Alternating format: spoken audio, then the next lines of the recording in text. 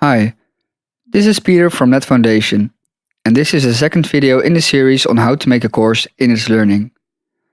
In this video we will talk about the resources and folder structure, the plans and its functions, and I will show you an example from another course. Once you have logged in, go to your course and click on Resources.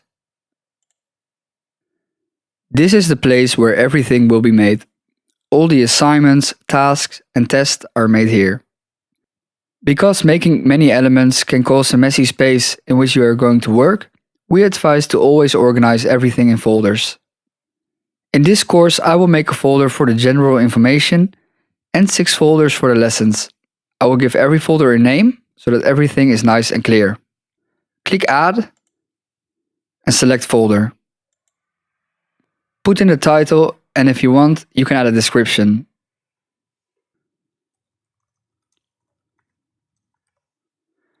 Click Save and the folder is made. In the folder you can add the elements for the lesson. But first I will go back and make more folders by clicking on Resources.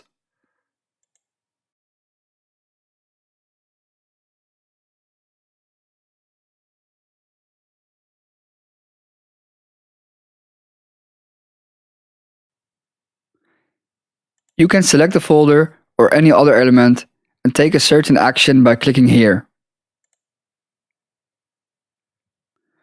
I will go by the functions of each element in another video, but if you have put the elements in a folder, you can copy and paste the folder multiple times. Then you can change the names of the folder and elements. This will save time if every lesson has the same structure of tasks. Before going to the plans, I will add a task really quickly so I can put it in the plans. Go to the folder, click on Add, and here you can choose the elements. I will add a page for the general information.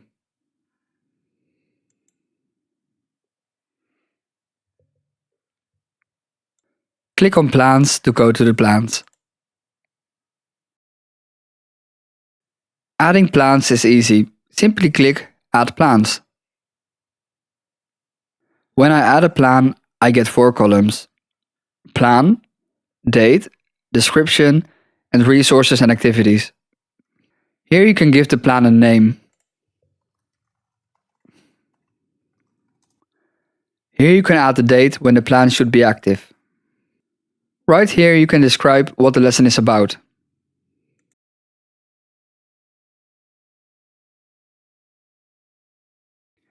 Right here you can add an element, and in the plans this element is called an activity.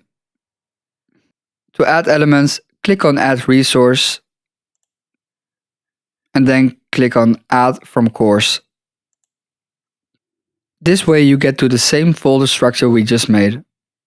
I will not select the folder, but I will open it by clicking on the arrow, and then I will select the element in the folder.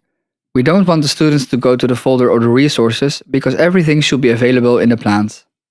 This way there will be no confusion on where everything is. Click Add, and as you see, it is added in the first lesson. Over here you can go to the plan settings. Click on the 3 dots and then on Plan Settings. You can set when the plans will be active for students, and you can enable or disable plan fields. Maybe I would like to add class hours. I can enable it here by setting it to be visible for everyone. If I would like so, I can add a new custom field. For now, this is all you need to know from the settings. When you are done, make sure to click Save. In the plans, I want the plans to have the same structure as the resources. I will give everything the same name. When adding elements or lessons to the plans, I can reorganize everything by clicking on these and dragging them around. Just like in the resources, you can select the plan and take certain actions, like copying or activating the plan.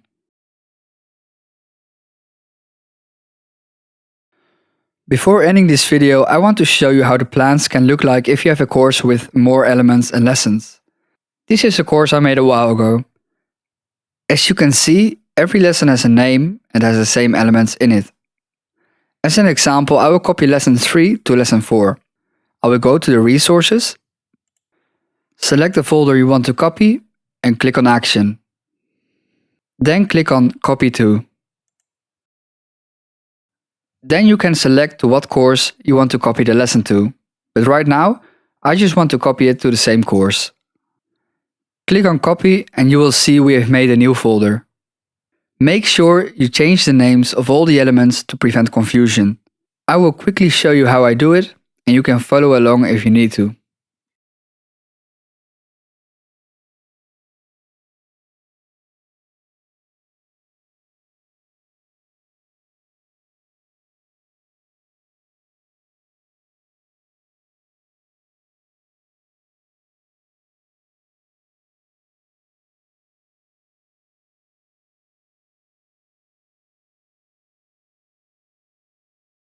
To reorganize the structure, click here and you can drag the folder to its corresponding place. Once again, I will go to the plans and I will add a plan and I will add the elements within the folder.